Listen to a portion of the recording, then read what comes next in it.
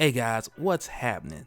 I tell you what's happening. James Hudson Jr. and Daken is finna throw down. And we're gonna follow this through from the lead up to the meet up and see who gets beat up. So be sure to subscribe so you can catch the spills every week. And don't forget to hit that bell up top so you can squat up in the comments for the first hour. And remember, if you don't hit the bell, you don't get the notification and we won't meet up in the squad hour. So be sure to do that.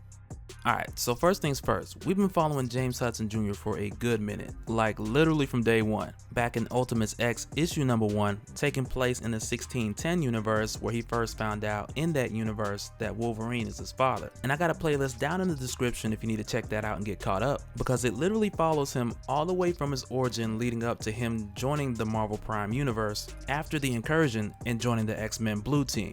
And as far as Daken, the son of Wolverine from the 616 universe, we've been following him too, witnessing much of his savagery, which in my opinion, I think is going to be pretty hard to top. Like, especially if you go back and check out the issues where he went up against Punisher, because the Punisher was more like the Punishee, or whatever you call the other person getting punished.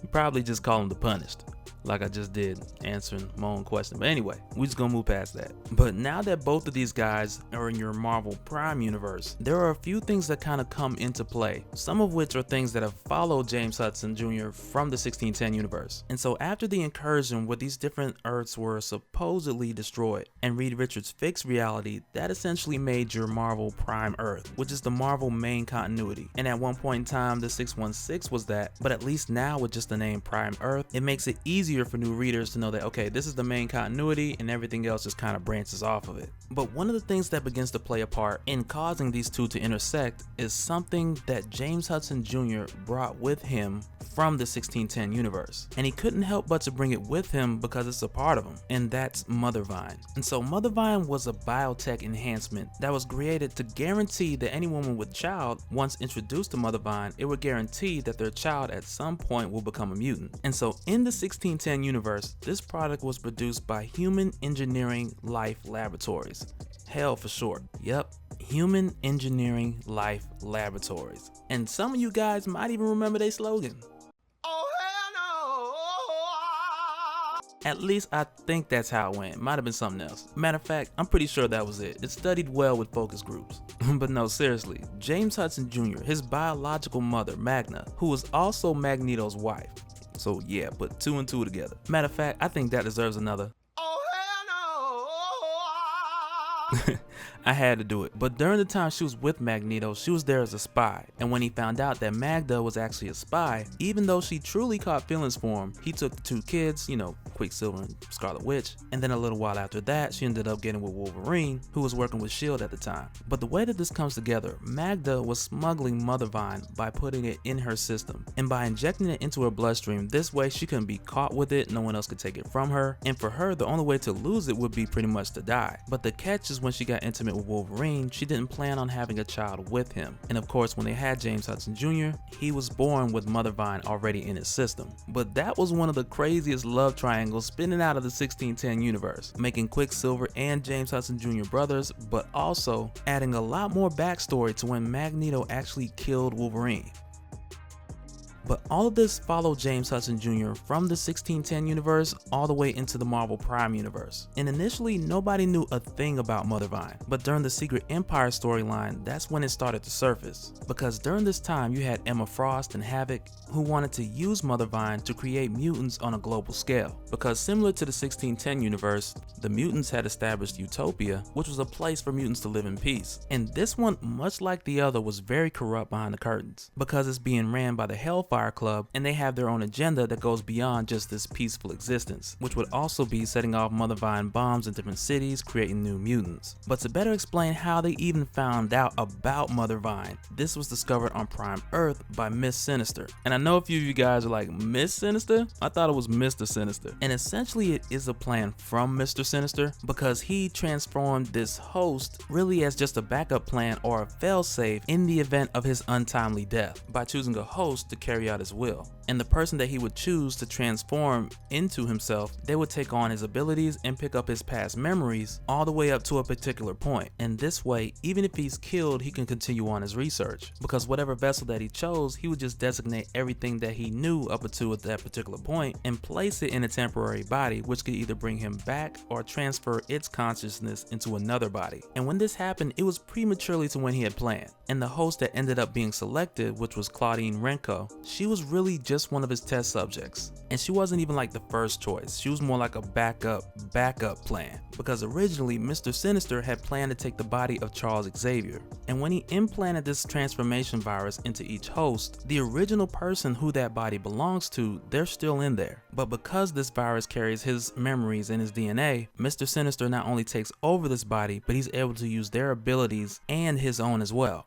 But the problem with trying to take Charles Xavier's body, as you may have already guessed, with him still inside there, he is going to fight to get it back. And that's exactly what happened when Mr. Sinister tried to take his body, because Charles Xavier tossed him out of there like Uncle Phil throwing out jazz on the front yard. Like Mr. Sinister caught a L in the worst way. But it's the mind of Professor X, like what else would you expect? But because Sinister had planted this virus in multiple subjects, he was able to pick up in the next body. And that's really where he transferred over to Claudia Renko, who, as I mentioned, was really just another one of his test subjects. But in her case, not nearly powerful enough to fight off Mr. Sinister. But it was from there, after transforming her into Miss Sinister, to which then she linked up with the Hellfire Club, and it wasn't long after that that she recruited Daken to hunt down Wolverine. And this is pretty important, because her linking up with the Hellfire Club here, this later connects to Newtian, which is a cover-up for what she plans to do with Mothervine once she discovers what it is. But also with her manipulating Daken and attempting to use him to take out Wolverine, which of course didn't quite pan out that way, but this did mess with his mind, and when he came to the realization that he was being manipulated, he later came back for Miss Sinister, attempting to take her out for good, but eventually she came back. But between the two of them, this also works out in a way of the enemy of my enemy becomes my friend.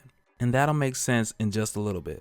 But fast forward to when James Hudson Jr. actually arrived in the Prime Universe and met up with the X-Men Blue Team. Not too long after they met, they encountered this team called the New Marauders, who were actually friends of James Hudson Jr. from the 1610 universe. All of which we talked about on this playlist. I'm talking about Mach 2, his brother Quicksilver, Guardian, Armor. All of them were from the 1610 universe. And much like James Hudson, they appeared on the Prime Earth with little to no memory of how they got there. But in their case, they were abducted early on by a very much still alive Miss Sinister, who much like them also wanted to capture James Hudson Jr. And in turn, she very much did so. And after capturing him and doing different experiments within his blood, then she discovered Mothervine. And that's really what a lot of the fuss is about, because now that Mothervine has been discovered in the Prime Universe, this is a total game changer, because not only does Mothervine activate mutants, but the mutants that it activates, it also allows them to be controlled. And if anybody didn't like that,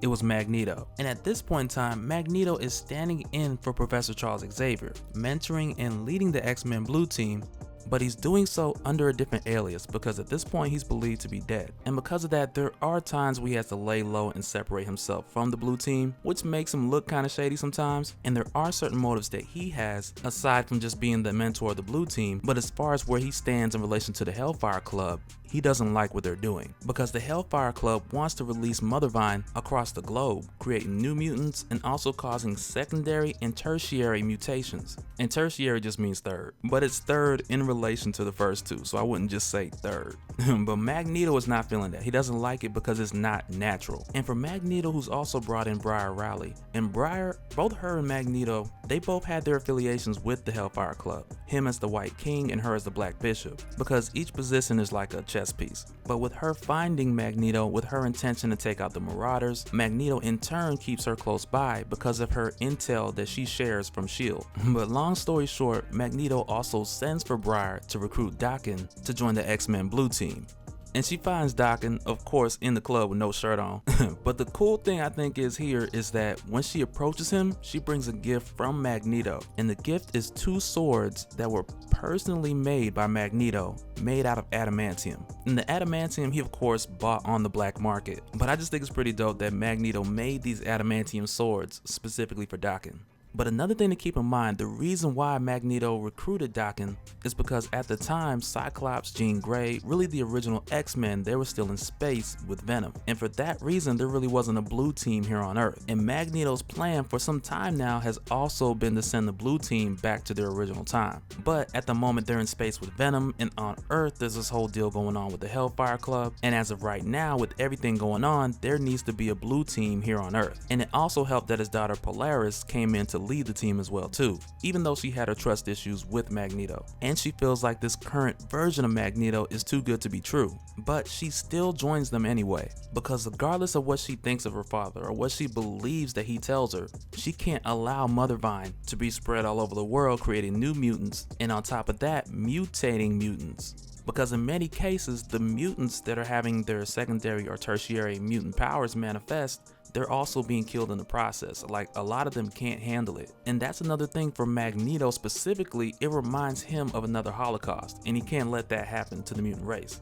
But back to your boys, Daken and James Hudson Jr. For one thing, James hates when Daken calls him brother. He's like, I'm not your brother, man. Like, he hates it.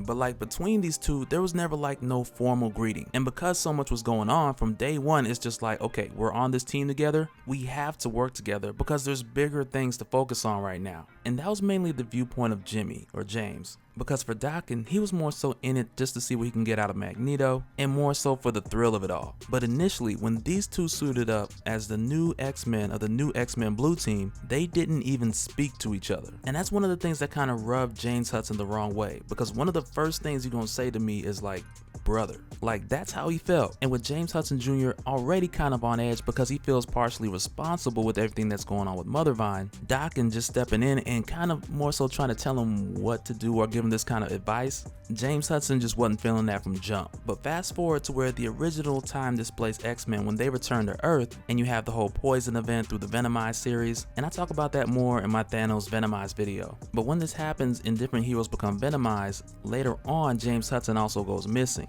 And because of the things that took place in that event and his exposure to the symbiote, which is a mental and physical bond, with James Hudson there are a number of memories just coming back to him from the 1610 universe. And what's crazy, like with all these flashbacks, we've talked about all of these, from Ultimate X to Secret Wars, and it's like for him a lot of it is coming back because at the same time he's also dealing with this symbiote bond that's still attached to him from the Venomverse series, which once again we talked about in the Thanos Venom Eyes video, and mainly for that reason I won't elaborate on it here too much. But when the X-Men find him, Jean Grey's trying to reach into his mind so she can help, and she's had trouble doing this in the past before because one of his mutant abilities is to be able to block telepathy. But with all these memories rushing and coming back, she's able to take a look inside and see all these crazy things that took place in Secret Wars, in the Incursion, from Venom Eyes. And all these memories are coming back, like even with the run-in with Sabretooth, man, we talked about all of this. But I'm hoping that moving forward, and because of the whole Venomized event, that this causes James Hudson Jr. to remember everything. Fingers crossed. But it's Jean that really helps him kind of pull it together.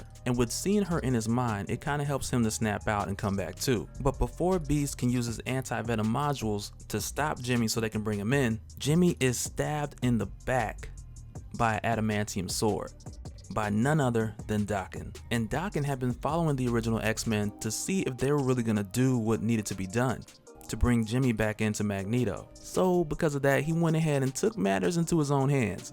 And I know without a shadow of doubt, when James wakes up, he is going to be pissed. But that'll do it for this one, guys. I wanted to start this new series so when we do get into the actual fight between James Hudson Jr. and Daken, like when it does go down, you guys have a better understanding of where it stemmed from. Because in my opinion, that's what makes these clashes a whole lot better. And it's not they're just fighting because they're just fighting. But now with knowing there's a lot more history behind it, you guys will know why they're clashing now and possibly why they may team up later. But that's it for this one, guys. Hit me up in the comments and we'll do it again on the next one. Alright, later.